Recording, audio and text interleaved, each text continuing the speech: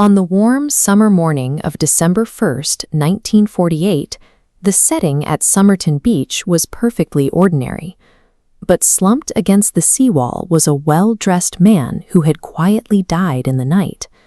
When investigators searched his pockets to notify his family, they found nothing. He carried no wallet, no passport, and no identification cards of any kind. Then they noticed the clothing itself. Every single manufacturer label on his shirt, trousers, and jacket had been meticulously snipped away. The thoroughness of this act extended all the way to his feet. Even the branding on his shoes had been deliberately scraped off. A missing wallet could simply mean a mugging, but a person stripped of every possible identifying mark points to a surgical scrubbing of a man's entire existence. Inside the morgue, the medical anomalies piled up. The autopsy revealed a severely congested heart and a spleen swollen to 3 times its normal size. These acute organ failures strongly indicated poisoning.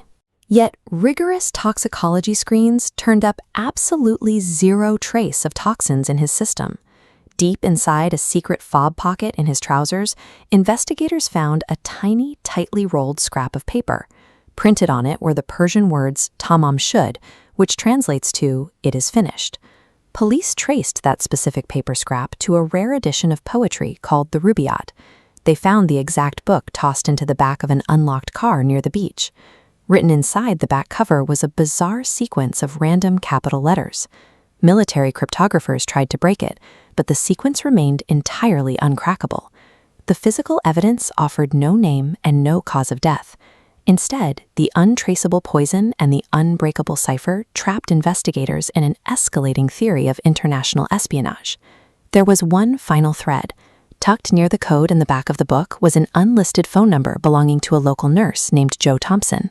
Detectives brought her around and presented her with a stark, lifeless plaster death mask of the unidentified man, watching closely for a reaction. She nearly fainted in sheer terror at the sight of his face. Yet despite her visceral reaction, she vehemently denied ever knowing him. With the physical clues exhausted and human testimony hitting a brick wall, all available 1940s investigative methods had entirely failed to pierce the erasure of his identity. 70 years passed. The physical clues deteriorated and the witnesses died.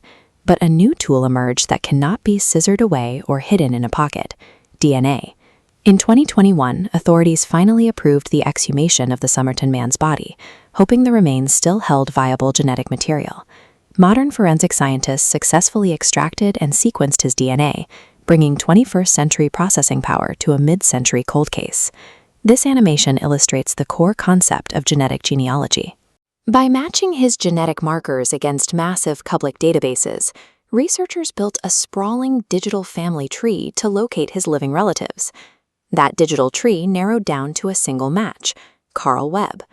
Webb was an electrical engineer from Melbourne, an ordinary citizen, sharply contrasting the decades of wild theories about Soviet spies and international assassins.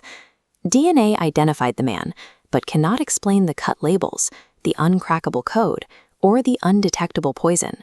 Carl Webb has a name, but his life and death remain a shadow.